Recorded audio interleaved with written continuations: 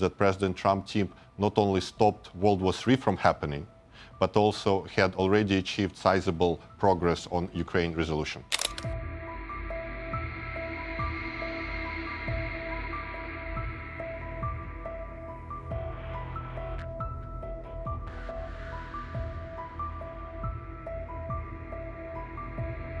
I think President Trump administration has made tremendous progress.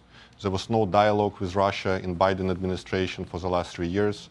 There was no trying to understand Russian position. There was no really solutions that could have been successful. And what President Trump team has done, they understood what the solution space may be, and they achieved the first de-escalation ever in the conflict, which is stopping hits on energy infrastructure between Russia and Ukraine.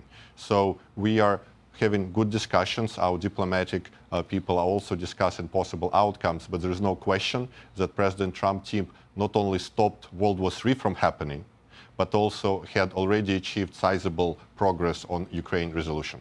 Russia is not asking for lifting of sanctions, because if you look at our GDP growth, it's actually 4% last year versus just 1% in Europe. If you look at our debt to GDP, it's 18% versus 100% in Europe. So I think what we see is that actually US companies lost around $300 billion of foregone profit from withdrawing from Russia.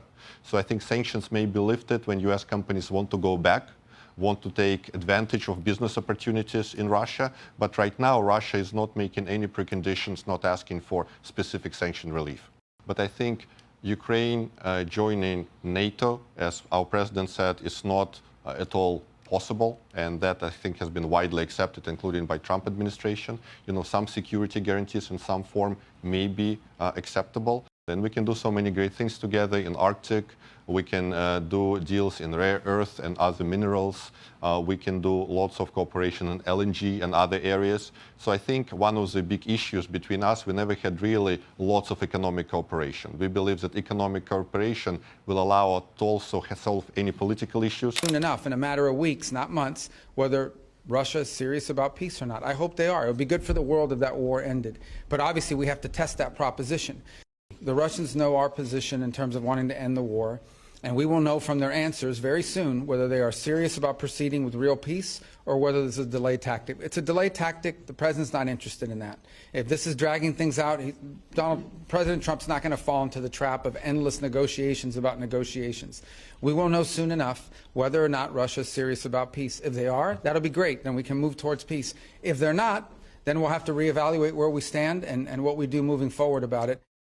To me, at the end of the day, what's going to matter here is whether we're going to move towards peace or not. If peace is real, we will know soon enough. If they're not interested in peace, we will know soon enough, and we'll make decisions on the basis. I hope they are real. There are some promising signs. There are some troubling signs. It's not going to be easy. No one ever said this would be easy.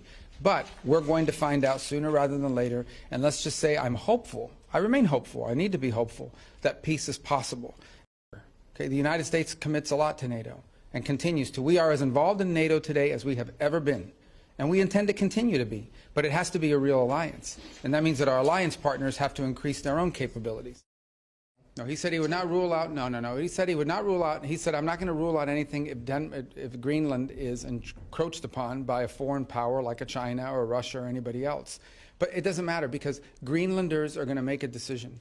They're the ones that want to get away from Denmark. They're the ones that want to be independent. Not us. We didn't come up with that idea. They did. No, their economies are not crashing. Their markets are reacting to a dramatic change in the global order in terms of trade. And so what happens is pretty straightforward.